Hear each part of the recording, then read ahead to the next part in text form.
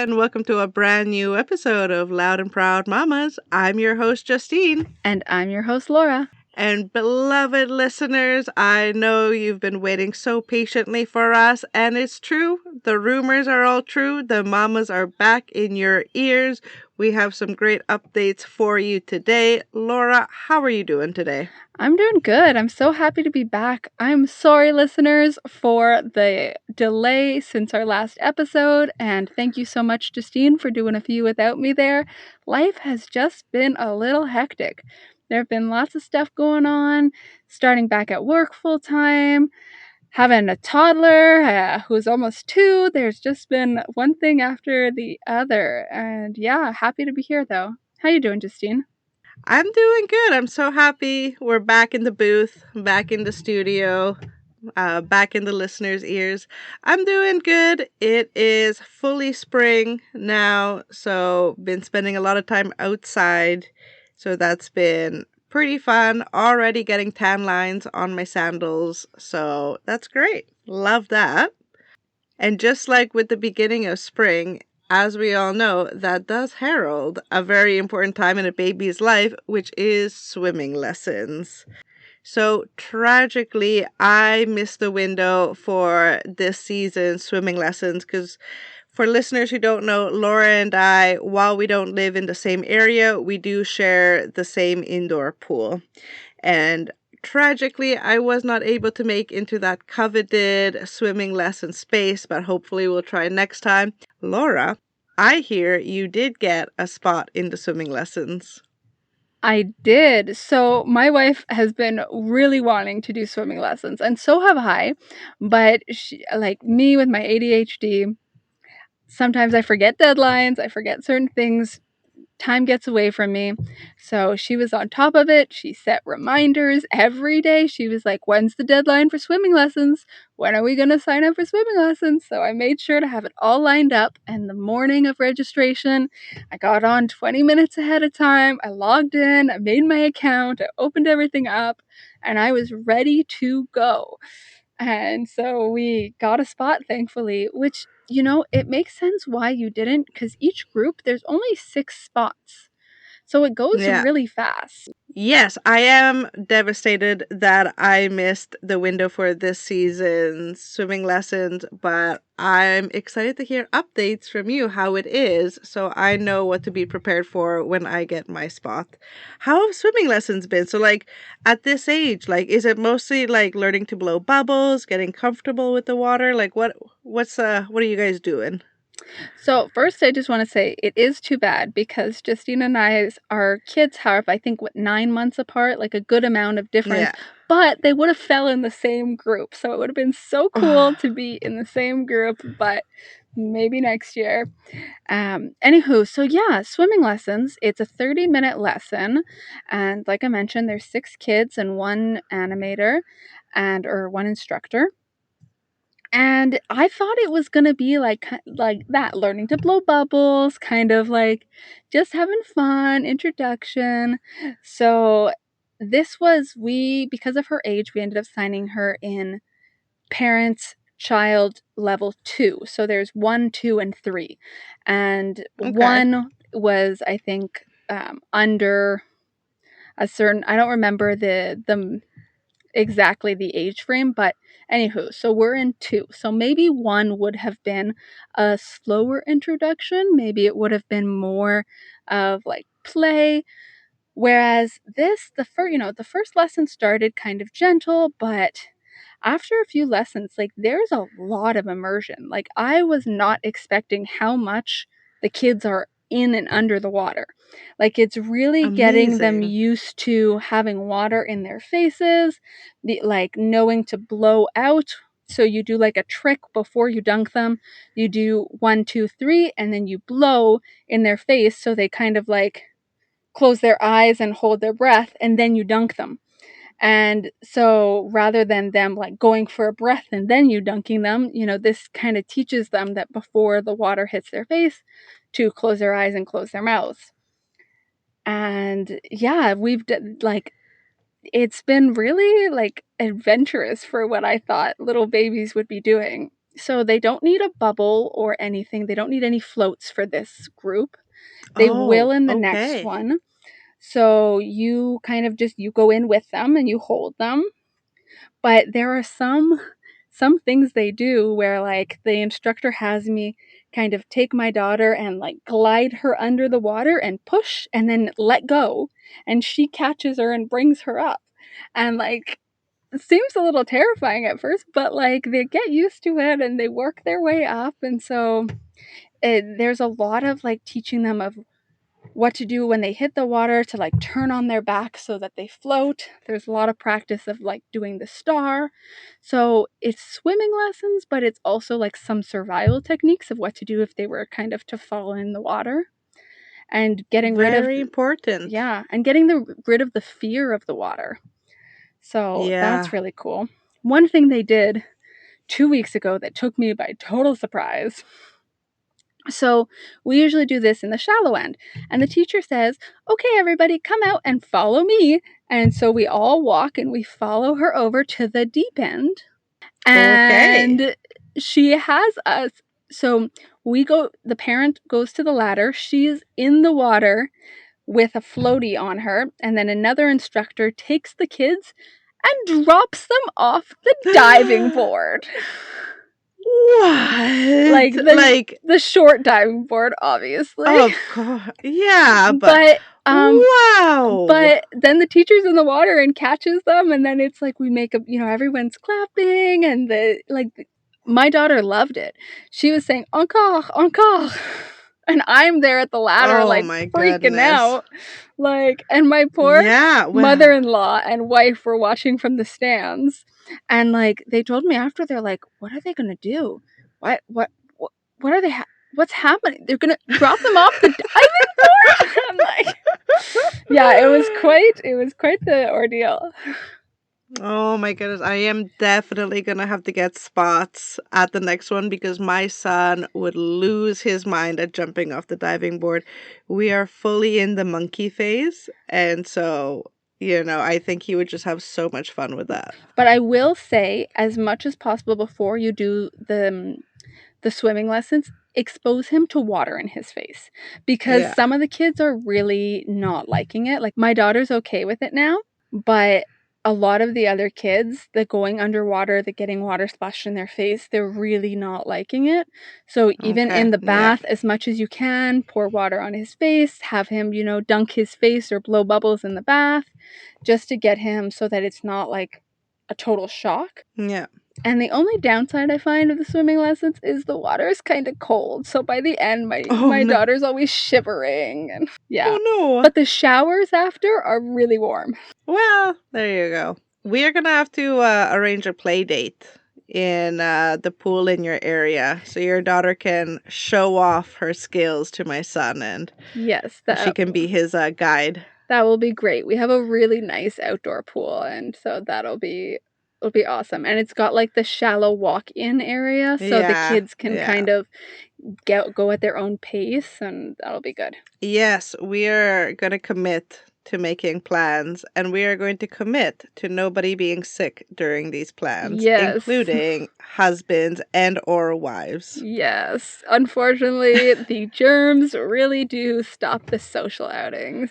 Yeah, Laura very lovingly invited me over for ribs the other week, and I was so excited. I was getting ready to go, and Kevin, my husband, is like, okay, I'm ready to go.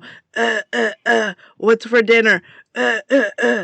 Yeah, so, the plague has returned to my house. Love that. Excellent. Every season is COVID season. Amazing. So I am so excited for the upcoming season to do barbecues with you and do swimming with you. But the other thing that I'm super excited to do is thrift store shopping, because you and I, Laura, we both love to shop. We do. It is true. Well, you know what? I'd like to specify, because I actually don't like regular shopping at all.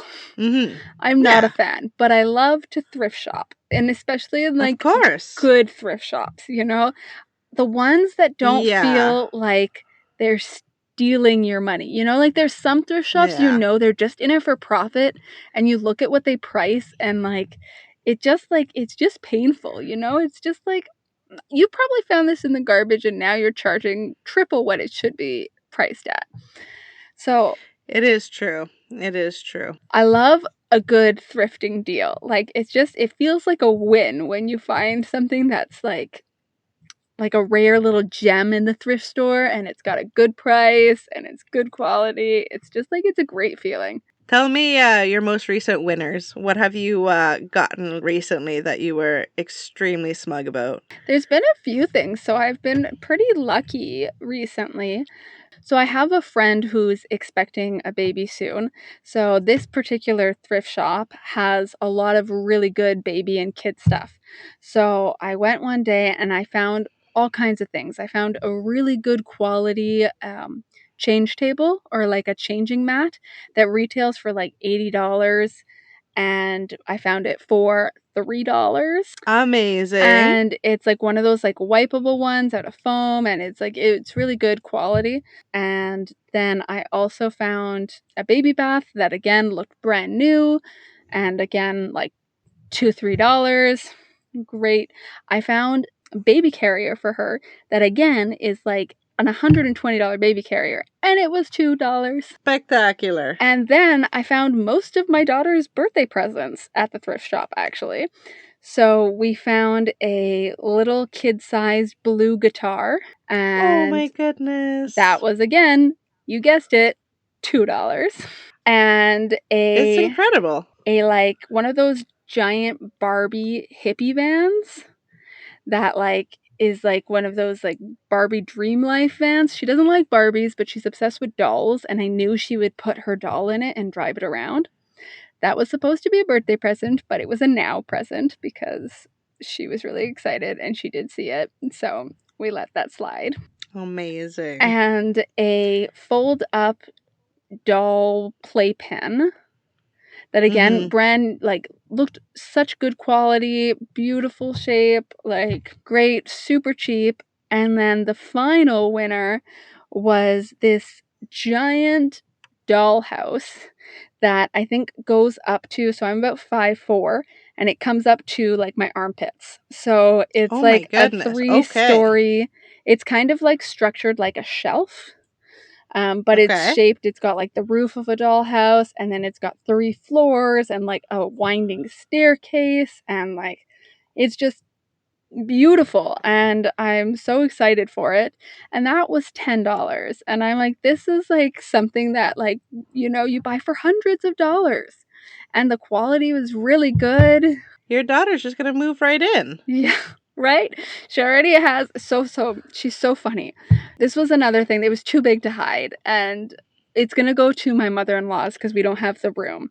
So it's in the living room for now, and she's just going to have it to play with at grandma's house. But she's got all of her dolls sitting in this dollhouse now, and a mini bag of cheesies. Her emotional support cheesies. They're just in the dollhouse. I don't know why. I don't know what her thinking is, but it's important to her that they're there. So there they are. So your daughter might have a new way to transport those cheesies after her birthday, because I also went thrift store shopping for her birthday today.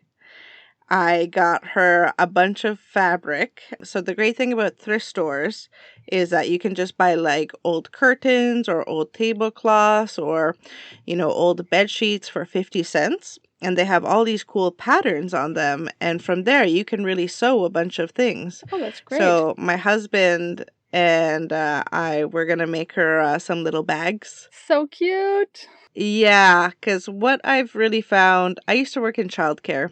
And I found that children they really want tiny little bags to put tiny little things in them. They just love putting things in things. I don't know what it is. Yeah. It's just like, Yeah.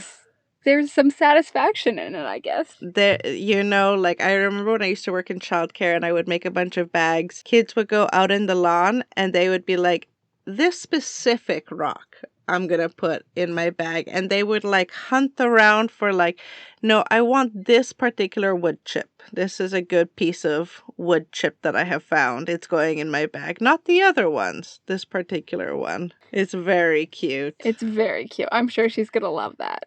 And I love that it's something made from you guys. It's much more special. Well, thank you very much. For listeners who don't know, I do really enjoy sewing, and my husband has picked up the hobby from me. So that's great. Now we both love to sew. So keeping on with the theme of spring and upcoming summer, we are coming into the end of May, which means the following month is the gayest of all months, Laura, is it not? It is, except, of course, here in Quebec, where we don't do anything right. We need to be different. We need to be different than the rest of the world. We don't celebrate Pride in June like everyone else. The Pride Parade for, like, the big Montreal Pride Parade is always in August, which I never understood.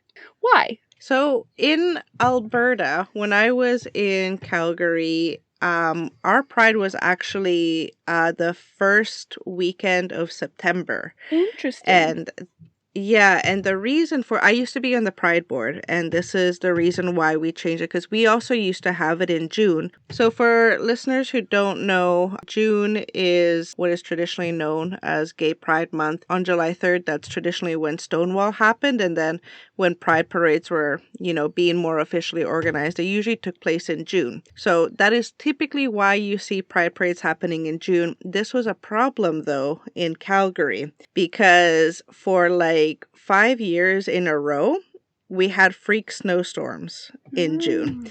This for listeners who maybe have a hard time picturing this, Calgary is quite a bit further north than us here in Quebec, and we do have those freak snowstorms that happen every now and then. So you can imagine a bunch of twinks in their Speedos ready to march down the street, and all of a sudden it's -10. So we took a look at the weather maps, and we saw that consistently the first weekend of September was most consistent good weather.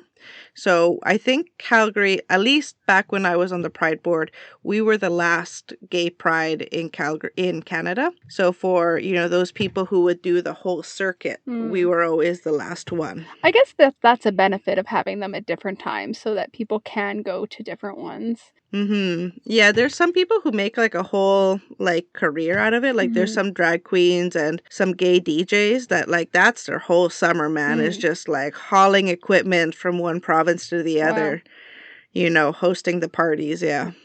And there is a lot that happens in June, especially like in Quebec, there's Saint John, then like I can see how it can, maybe be not the best time. And the weather is nice in August. I'm just being a negative Nancy. But we can still celebrate gayness in June. Laura, are you celebrating queerness in any particular way this upcoming June?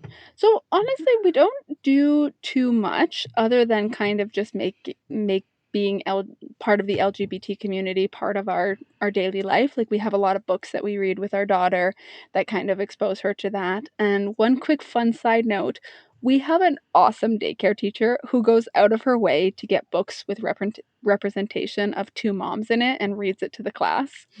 And I just think that this is like the most incredible thing. So, and I guess French Shout books out. too. Amazing. Yeah, I know it really like is so special. She's found two different books at two different times, and like apparently my daughter, when the teacher reads this, and my daughter just like smiles and nods. Yeah, mama, mommy, yeah. And like That's it's really just so sweet. special that like now these young kids too are growing up with it normalized, and it has all these ripple effects, that are just so wonderful. I'm And so happy to hear that. yeah, That's amazing. yeah, it's pretty great. Like we really lucked out with this teacher. And so last year, the only thing we really did was we're not quite at the comfort level to take our daughter down to the big gay pride parade in August in Montreal, but we did go to the Hudson parade, or it wasn't a parade, it was a Hudson Pride event that I believe it was in July last year. And we did that, and so I think we'll do that again this year. It was a really nice event, and it was a good way to show our daughter lots of different families that look like ours, and it was cute. There was kids activities, there was face painting, there was food, there was music, there were shows. It was really Amazing. We nice. should go Yeah, together. I think that would be a lot of fun. Yeah, when is that? I don't know the Sometime in date. July? I don't know the date exactly. We can look it up and always put it in the show notes. Fantastic. So, listeners, check out Hudson Pride. Sounds like a good time for the family. A little bit less intense than the Montreal Parade. Yes. Amazing. Amazing. Yeah, so for me, I do something similar. I'm really big into the books. There is a couple of books that I always like to return to, around this time of the month. I've talked about this artist before, Rae Spoon, in one of our earlier episodes. Rae Spoon is a non-binary musician from Alberta. They do a lot of like really incredible music, like a very wide genre. They've done like kind of like really weird techno. They've done folk. They've done country. Really, I'm going to link them into the show notes, so really check out Rae Spoon. But they also have a couple of books that they've written. So one of the books that they've written is called First Spring Grass Fire, first published in 2012. So this is, kind of like a memoir autobiography of growing up queer in Alberta, kind of like more like millennial kind of age for those who are interested. Really, really beautiful writing, very relatable if you're interested in what being queer in Alberta was like in the late 90s, early 2000s. And yeah, just a really fantastic author, a really fantastic artist. I have linked to My Prairie Home on this podcast before. I'll link it again because, it is, if you want to see a bunch of beautiful shots of Alberta interspersed with some queer music, that's it, buddy. That's it. So there is another book that I really love to read around this time of year by another Canadian author, by Kai Cheng Thom. This book is called Fierce Femmes and Notorious Liars. For my more Eastern Canadian friends, this is a book based in Toronto. It's a fantasy realist book. I don't want to give too much away. It's very fast paced. It's got a lot of action in it. So if you're looking for a fun, quick read, I recommend both of them to you. I've read that one, the last one you mentioned, and it was really good. I have it. It's a great quick little novella. Yeah, Kai Cheng Thom is incredible. I really, really have to check out if she has more work that she's been putting out lately. I actually read it when I used to live in Montreal. There was a queer book club that I would go to, and it was one of the books in the queer book club, and that was really cool. I miss that about Montreal. We should start a queer book club. It would be pretty cool. I'd be down. It would be cool. There's, for listeners who want to know how the sausage is made, me and Laura were discussing topics for what to do for this episode. And Laura brought up the topic of, gay pride and, what we do to celebrate our queerness. And I was really thinking about that, because you can kind of fall into the trap in my ripe old middle age where your queerness becomes more and more in the background. Mm-hmm. And sometimes you have to remind yourself that, like, actually, I'm going to organize a queer book club. And we're going to read gay books. And we're going to talk about gay characters and gay history. And just gay, gay, gay, gay, gay. And actually, it is going to be in your face. Yeah. Maybe I'll check it out, see if anyone's interested in a gay book club. And we'll see what other interesting books we can find out there. We have a really good library in our area that actually does have some very interesting books.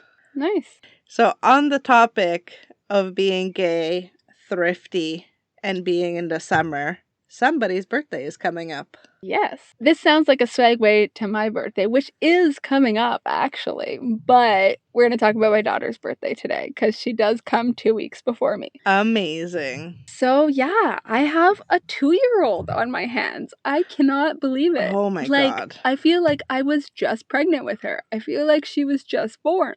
And now I have a running, jumping, sentence-speaking English-French child that, I'm like, I can't keep up with her. And, it's, the last few months with her, it's just been so fun. Like, she's really getting to that age where, like, the personality is shining and she's got her own sense of humor. And with the language development, like, some of the words, some of the things she says are just hilarious, especially how she does Fringlish.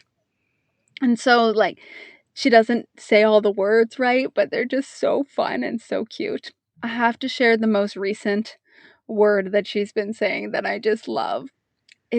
Please do. It's for kiwi fruit, because I've been buying kiwi fruit lately, and she calls it kawiwi. Okay. And it's just so cute. She Amazing. gets so excited and she just goes kawiwi. Oh my goodness. I Yes. got sidetracked talking about my amazing daughter, but birthday planning, I thought first birthday was a big ordeal, and it was. And really, like, I don't think I needed to go big on the second birthday.